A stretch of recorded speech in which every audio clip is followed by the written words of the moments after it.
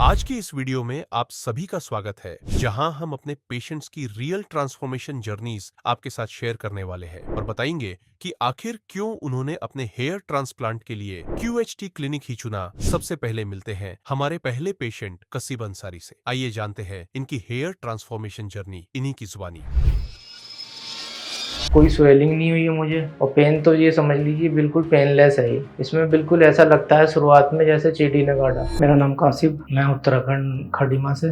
मेरे जो hair fall की प्रॉब्लम है ये कम से कम करीब 5 साल 6 साल से हो रही है, और बहुत ज़्यादा हो गई थी। तो मैं सर्च कर रहा था क्लिनिक बेस्ट कौन सा है, तो काफ़ी सर्च किए मैंने। सर्च करने के बाद मुझे QHT हरिद्वार क्लिनिक के बारे में पता चला। और सर्च करने से पहले मेरे फ्रेंड ने मुझे प्रॉब्लम बताई अपनी हेयर फॉल की, तो मैं सर्च तो कर ही रहा था। मुझे पता था यहाँ के रिजल्ट अच्छे हैं, बेस्ट हैं, तो मैंने अपने फ्रेंड को भी यहाँ भेजा एक। उसको भी काफ़ी हेयर फॉल की प्रॉब्लम हो रही थी। तो आज उसका मैं रिजल्ट देखता हूँ, 3 साल हो गए करीब उसको। तो इसका रिजल्ट बहुत ही नेचुरल और बहुत बढ़िया है। और बाकी मैंने और क्लिनिक सर्च किए थे, वहाँ के रिजल्ट मुझे ज़्यादा अच्छे नहीं लगे, तो मुझे यहाँ का रिजल्ट ज़्यादा अच्छा लगा। और यहाँ के स्टाफ, यहाँ का क्लिनिक काफ़ी हाइजेनिक है और काफ़ी बढ़िया यहाँ की फैसिलिटीज़ है, और रिजल्ट तो बाकी में बहुत अच्छे हैं, हाई डेंसिटी है यहाँ की। इसीलिए मैं आज यहाँ आया हूँ। हेयर फॉल की स्टार्ट मेरी करीब 5-6 साल पहले से ही स्टार्ट हो गई थी। तो पहले इतने नहीं था जैसे जितना अब होने लग गया है। और मेरे डैंड्रफ की प्रॉब्लम की वजह से मुझे ऐसा लगता है कि मेरे हेयर फॉल हो रहा है, क्योंकि डैंड्रफ मेरे बहुत ज़्यादा होता है। इस वजह से मेरा हेयर फॉल हो रहा है, और जिस जगह पे डैंड्रफ होता है वहीं पे हेयर फॉल हो रहा है। और कहीं कहीं लगता है जेनेटिक भी हो सकता है, क्योंकि फादर को भी है थोड़ा सा, इसलिए मैं आज यहाँ पे आया हूँ। सबसे पहले तो ये कि कॉन्फिडेंस बिल्कुल लो,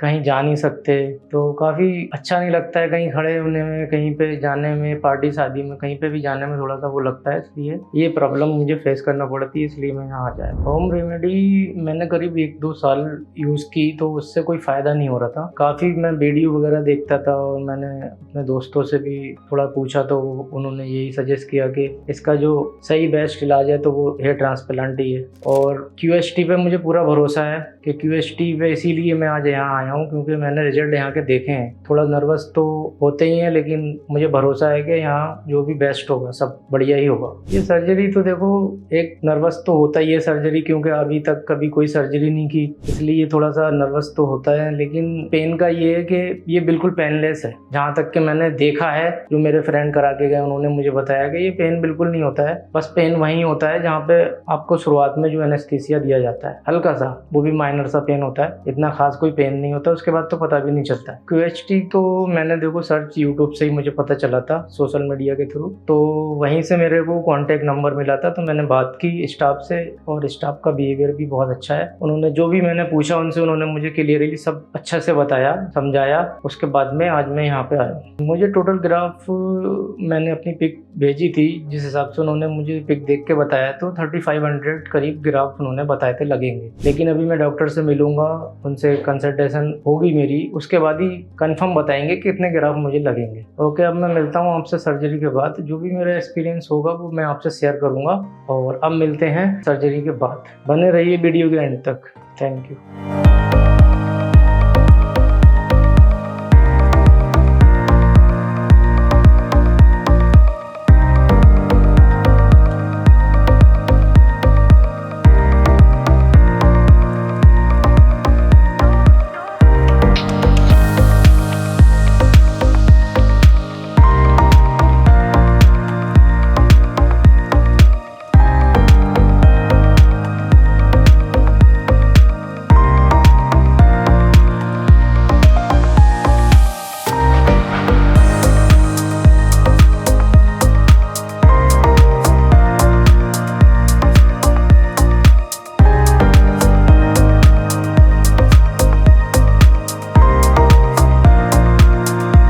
मेरी सर्जरी कंप्लीट हो चुकी है आज, और ट्रीटमेंट मेरा बहुत बढ़िया रहा, और करीब मुझे 5000 ग्राफ लगे हैं। दूसरी चीज़ ये कि स्टाफ का बिहेवियर बहुत ही ज़्यादा अच्छा था, जितना मैंने सोचा था उससे भी ज़्यादा अच्छा था। और जितना मुझे डर लग रहा था, जैसे कराने से पहले थोड़ा नर्वस था, लेकिन जब मैंने कराया, वो स्टार्ट हुआ, उसके बाद पता भी नहीं चला कि कब हुआ और कब ख़त्म हो गया। मेरा ट्रीटमेंट काफ़ी अच्छा हुआ और काफ़ी बढ़िया हुआ, और सब सपोर्टिव हैं यहाँ पे, जितने भी हैं स्टाफ सब सपोर्ट करते हैं।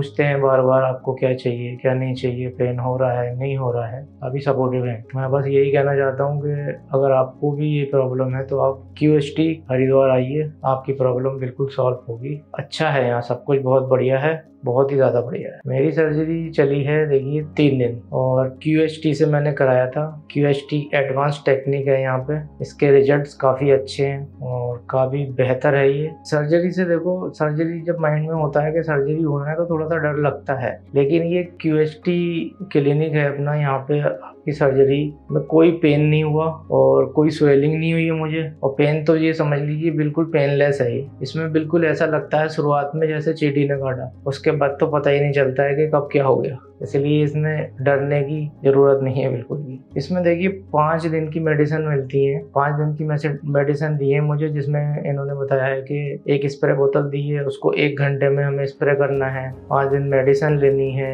5 दिन के बाद हमारा हेड वॉश होगा और उसके बाद में हमें 1 महीने के बाद फिर आना है PRP सीजन के लिए, और फर्स्ट PRP होगी हमारी। उसके बाद ही आपको मैं अपना रिजल्ट और बेहतर दिखाऊंगा। ओवर एक्सपीरियंस मेरा बहुत अच्छा रहा QST के साथ, और 1 महीने के बाद मैं अपनी फर्स्ट PRP पे आपसे मिलूंगा। Thank you QST।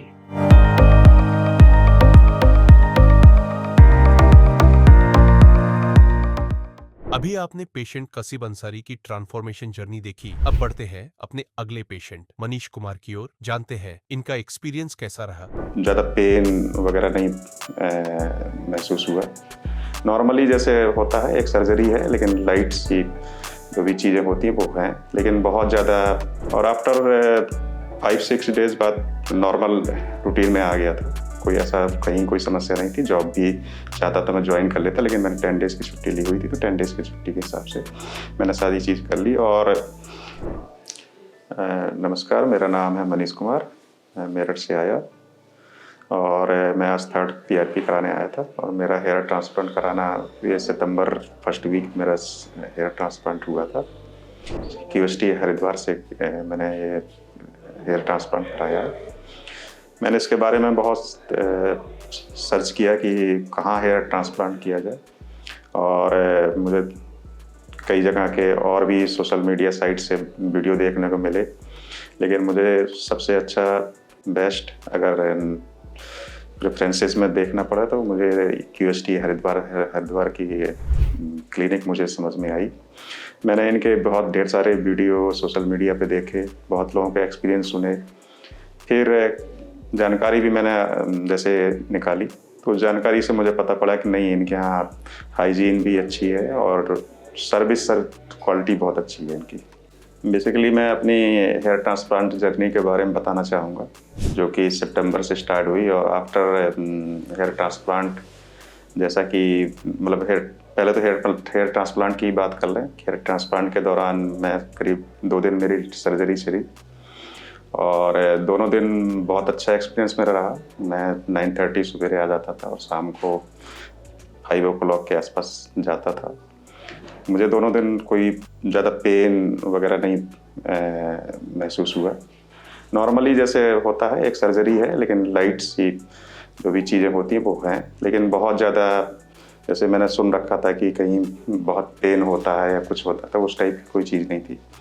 आफ्टर 2 दिन सर्जरी के बाद मैं डिस्चार्ज हो गया था, और मैंने फिर इसके बाद 5 डेज़ के बाद मुझे घर पे शैम्पू वैम्पू करने होते हैं, तो मैंने फिर क्लिनिक पे कॉल किया था। क्लिनिक पे कॉल करके ही मैंने पता किया कि कैसे कैसे है, तो उन्होंने बताया था कि आप चाहें तो ऐसे कर लीजिए, क्लिनिक पे आ जाइए, चाहे आप घर कर लीजिए।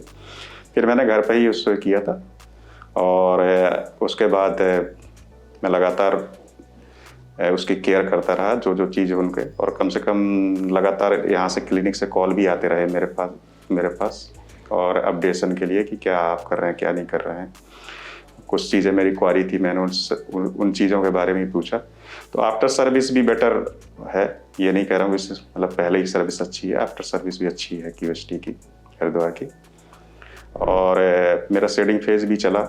शेडिंग फेज के बाद मैं अभी देख रहे हैं, अभी भी मैं 3rd PRP के लिए आया हूँ आज की डेट में, और मेरी ग्रोथ मतलब मैं सेटिस्फाई हूँ जहाँ तक जैसी मैंने सोची थी ग्रोथ। अभी तो कुछ सेटिंग पीरियड अभी मेरे ख्याल से जो डॉक्टर साहब लोग ने बताया था कि 6 मंथ में ही पूरा कंप्लीट होगा सारी चीज़ें।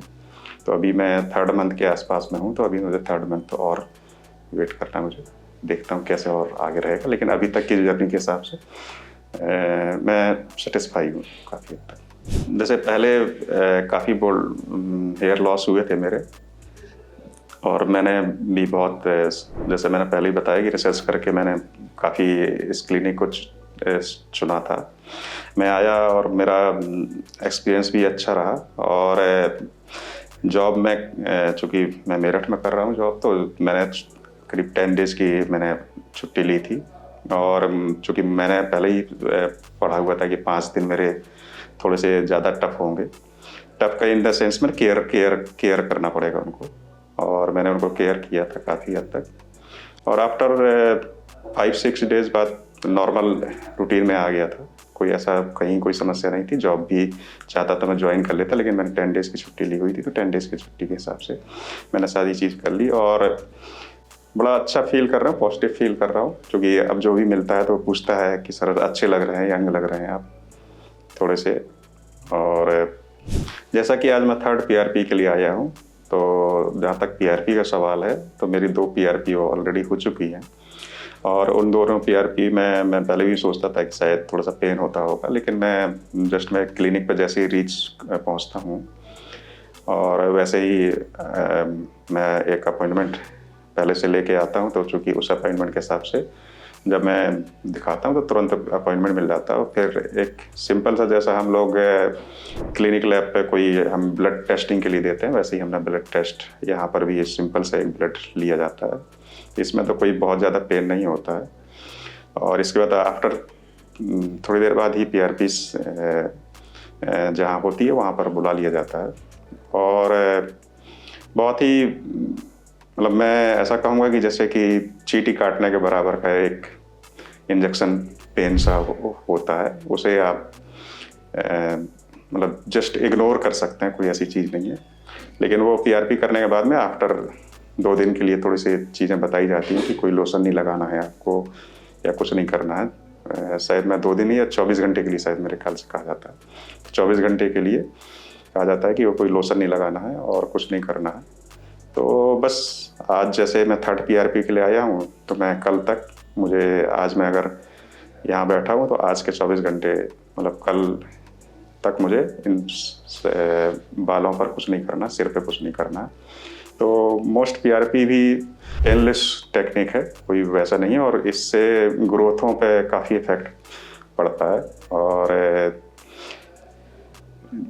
चूँकि ये मैंने पढ़ा भी हुआ था और मैं महसूस भी कर रहा हूँ इस चीज़ को कि थिकनेस और स्ट्रॉन्गनेस दोनों के लिए PRP बहुत ही अच्छी चीज़ है।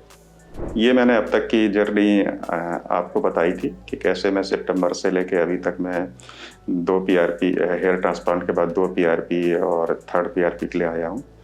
और मेरी अभी तक की जर्नी में मुझे कहीं कोई बैड एक्सपीरियंस नहीं हुआ है। मैं तो कह सकता हूँ कि मुझे एक हैप्पी एक्सपीरियंस ही हुआ है। और ये अभी तक की मेरी जर्नी थी। आगे मेरी चूँकि अभी 2 PRP और बाकी हुई है, जो भी चीज़ें होंगी उसको आगे की उसमें आपको बताऊंगा। उसके जो अभी तक मैंने आपको बताया उसको देखने के लिए आपको धन्यवाद।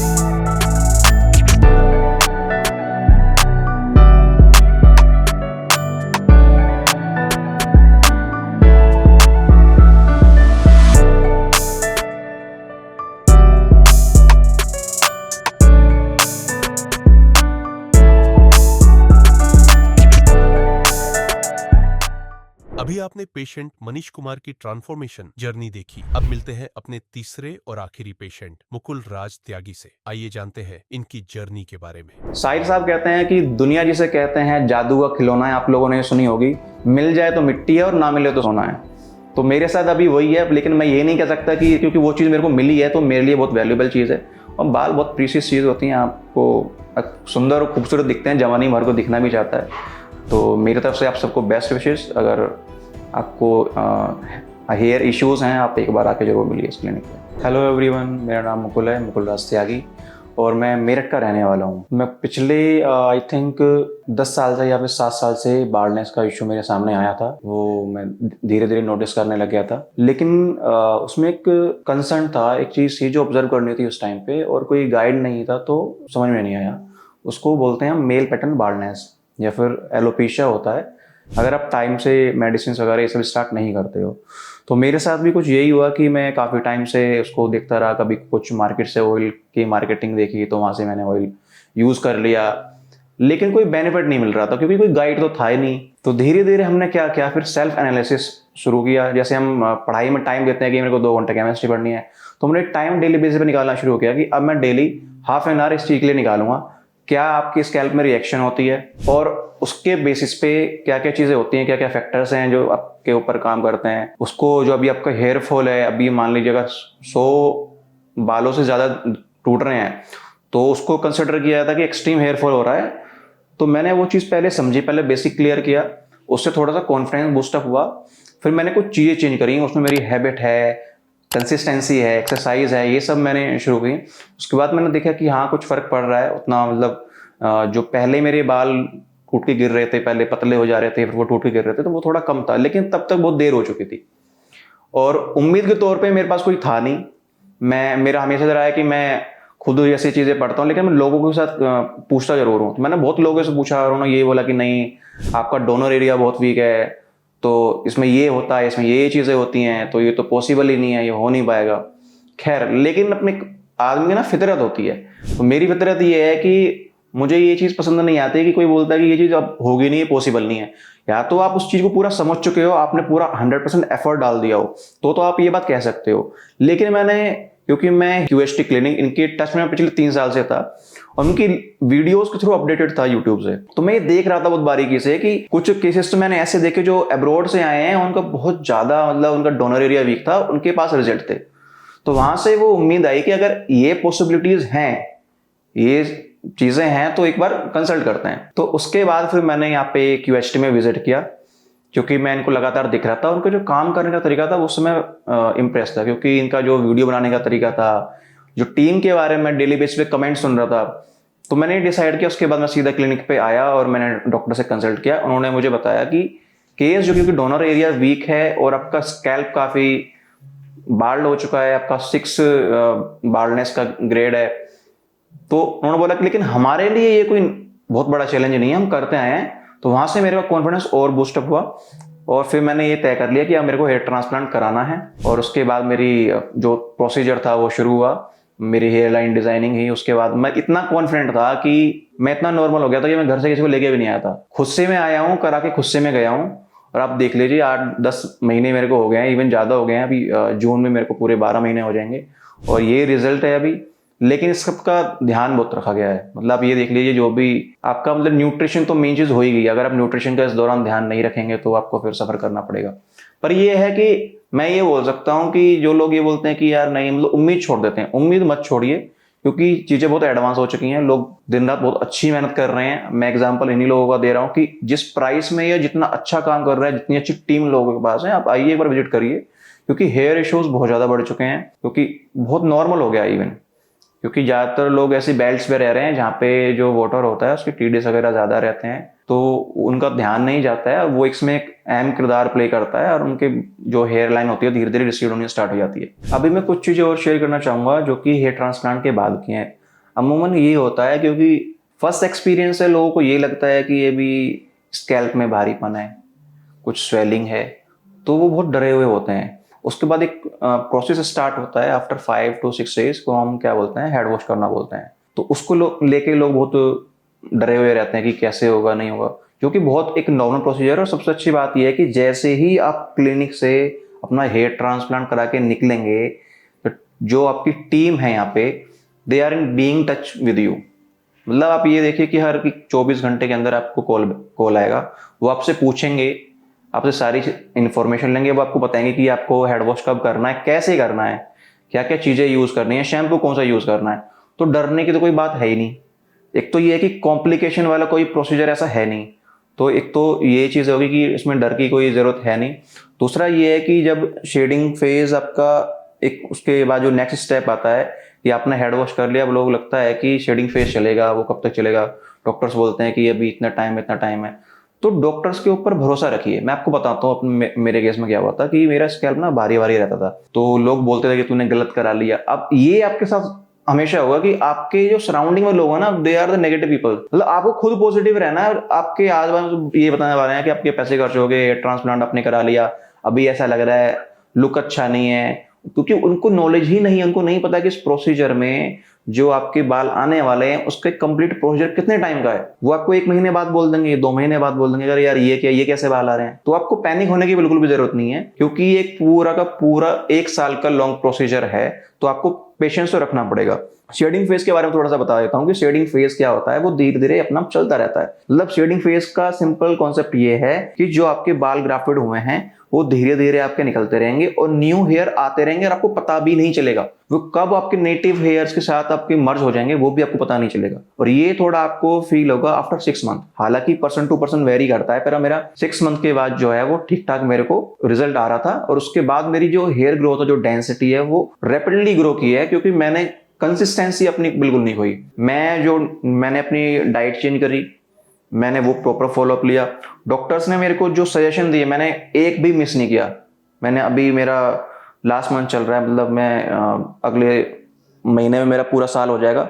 तो ये है कि मैंने कोई भी सजेशन का मिस नहीं किया है। जो मिनॉक्सिडिल, जैसे अभी सर्दी आई तो मिनॉक्सिडिल चेंज करना था, मतलब ईच एंड एवरी स्टेप आपको क्या करना है, डॉक्टर से रिकमेंडेशन लेती रहनी है। वीडियो कॉल तक ये लोग करते हैं, क्योंकि आप डेली मंथली नहीं आ सकते हैं, दूर दूर से लोग हेयर ट्रांसप्लांट कराने आते हैं, तो वो वीडियो कॉल के थ्रू भी आप कोशिश कर रहे हैं। हर स्टेप पे सेफ हैं, तो उसमें कोई इश्यूज है नहीं। बाकी ये है कि आपको पेशेंस रखना पड़ेगा। 1-2 चीजें और हैं कि सबसे बड़ा कंसर्न मैं ये मानता हूं कि हेयर ट्रांसप्लांट आप करा क्यों रहे हो, क्योंकि बिना हेयर ट्रांसप्लांट के मैंने ज्यादातर ये देखा है कि लोगों के पास कॉन्फिडेंस नहीं है। वो यही बोलते हैं मेरे पास कॉन्फिडेंस नहीं है। तो कॉन्फिडेंस में तो फर्क आता ही है। अगर आपका पहले कॉन्फिडेंस नहीं था तो ये बिल्कुल पक्का है कि हेयर ट्रांसप्लांट के बाद ये बिल्कुल नेचुरल बात है कि आपका कॉन्फिडेंस लेवल बिल्कुल ड्रास्टिकली इंप्रूव होता है। कॉन्फिडेंस एक मेजर फैक्टर तो रहता ही है। ट्रांसप्लांट से पहले जब आप बाल रहते हैं तो कॉन्फिडेंस का एक मेजर इश्यूज रहता है। लोग कई बार ऐसा होता है, जो एक मैंने चीजें फेस की हैं कि जो पर्सन बाल है और शादी के कार्ड आपके घर में आया हुआ है, तो पेरेंट्स अमूमन बोलते हैं कि बेटा एक काम कर, हम तो हो गए बूढ़े, अब हम कब तक करते रहेंगे, एक काम कर तू चला जा। तो वो पर्सन बचता है। अब हो क्या रहा है कि साइकोलॉजिकल लेवल पे पेरेंट्स नहीं जाते हैं, क्योंकि कोई ट्रेनिंग नहीं है। अगर आप इस पहलू को समझेंगे, शादी करने की, बच्चे करने की, फार्मिंग की हमारे देश में कोई ट्रेनिंग नहीं है। शादी भी ऐसी हो जाती है, बच्चे भी ऐसे हो जाते हैं, तो इसलिए कॉम्प्लेक्स क्रिएट होते हैं, लोग परेशान होते हैं। पर ये है, बाल होना इसलिए बहुत जरूरी है क्योंकि इसका सीधा डायरेक्ट जो लिंक है वो आपके कॉन्फिडेंस से है। मेरा तो कॉन्फिडेंस तब भी अच्छा था खैर, और आज भी बहुत अच्छा है, वो ठीक है। मतलब पहले से तो और बूस्ट ही हो गया। पहले 90% था तो भी 100% हो गया है। लेकिन आपको लुक के बेसिस पे बहुत बेनिफिट मिलेगा। और मैं आपको अभी दिखा देता हूँ कि मेरा रिजल्ट कैसा आया एक्चुअल में। अभी आपको बिल्कुल डायरेक्ट फेस दिखाई दे रहा होगा, तो आपको शायद समझ में नहीं आ रहा हो। मैं आपको दिखा देता हूँ एक बार। ये वाला मेरा पूरा एरिया, अभी भी एक क्राउन एरिया जो कि मेरा उस टाइम फुलफिल नहीं हो पाया था बिकॉज ऑफ लैक ऑफ जो हमारे नंबर ऑफ ग्राफ्ट थे वो निकल नहीं पाए थे डोनर एरिया से। तो आप देख सकते हैं कि ये वाला पूरा मेरा कंप्लीट भर चुका है। और ये मेरे लिए बड़ी बात है, क्योंकि आप इमेजिन करिए पूरा मेरा बाल था और मेरा डोनर एरिया भी था, वो भी मैं आपको दिखा देता हूँ। आप अभी देख सकते हैं कि मेरे जो हेयर्स आते हैं डोनर एरिया में वो काफी पतले पतले आते हैं। उस सब के बावजूद मेरा ये रिजल्ट आया है और मैं तो बहुत खुश हूँ इस चीज को लेके।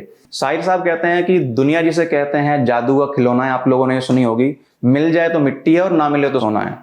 तो मेरे साथ अभी वही है, लेकिन मैं ये नहीं कह सकता कि क्योंकि वो चीज़ मेरे को मिली है तो मेरे लिए बहुत वैल्यूएबल चीज़ है। और बाल बहुत प्रीशियस चीज़ होती हैं, आपको सुंदर और खूबसूरत दिखते हैं, जवानी भर को दिखना भी चाहता है।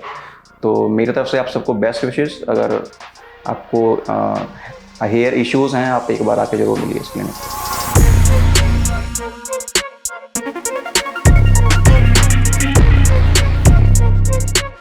If you like this video, share it with your friends and don't forget to subscribe to our channel.